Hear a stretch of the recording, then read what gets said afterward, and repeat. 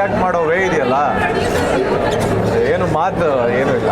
Sir action ಸೀಕ್ವೆನ್ಸ್ಗಳಿಗೆ ತುಂಬಾನೇ ಚಪ್ಪಾಳೆ visuals ಬೀಳ್ತಾ ಇತ್ತು. ಸೊ ಸಿನಿಮಾದಲ್ಲಿ ಹೆಂಗಿರ್ಬೋದು ಅಂತ ಇದು ಕತ್ಪಟ್ಟಿದೆ ಸಿನಿಮಾ. ಓಕೆ, ನೆಕ್ಸ್ಟ್ ಅಪ್ಡೇಟ್ ಏನು ಕೊಡ್ತಾರೆ ಅಂತ ಎಲ್ಲರೂ ಕೇಳ್ತಾ ಇದ್ರು. ಅದಕ್ಕೆ ಮತ್ತೆ ಪೋಲ್ ಇರುತ್ತಾ ಅಥವಾ ನಿಮ್ಮ ಕಡೆಯಿಂದ ಏನಾದರೂ ಅಪ್ಡೇಟ್ ಬರುತ್ತಾ ಅಂತ? ಇಲ್ಲ, ಇದಾದ್ಮೇಲೆ ಅದೇ ರೀತಿ ಪೋಲ್ ಇರುತ್ತೆ, ನೆಕ್ಸ್ಟ್ ಏನು ಬರಬೇಕು ಅನ್ನೋದು, ಅದ್ರ ಮೇಲೆ ಬೇರೆ ಬೇರೆ ಕಂಟೆಂಟ್ ಏನಿದೆ ಅದನ್ನು ಬಿಟ್ಟು ನಾವು.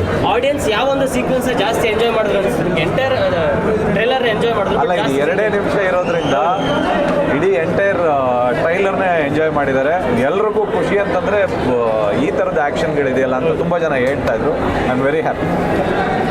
Thank you. Thank you.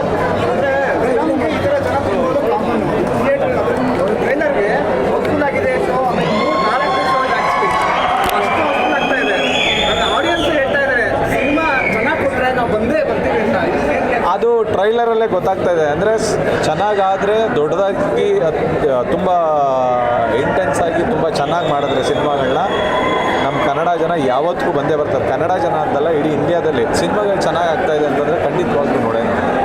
ಯಾವುದೇ ಕಾರಣಕ್ಕೂ ಜಗತ್ತಿರೋವರೆಗೂ ಸಿನಿಮಾ ಎಲ್ಲೂ ಹೋಗಲ್ಲ, ಸಿನಿಮಾ ಥಿಯೇಟ್ರಲ್ಲೇ ಇರುತ್ತೆ.